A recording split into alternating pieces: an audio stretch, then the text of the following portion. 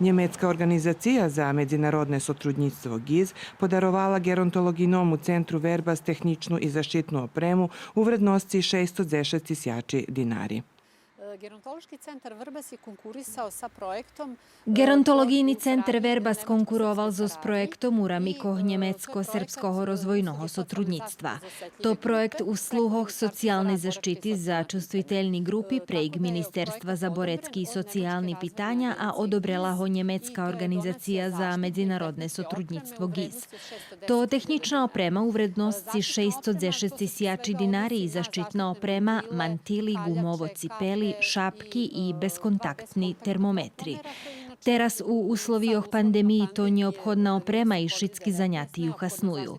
Tehnična oprema podrazumijuje projektor, platno, konferencijnu kameru, laptop i tablet, kotri oljehčuju fahovu robotu zo shasnovateljami.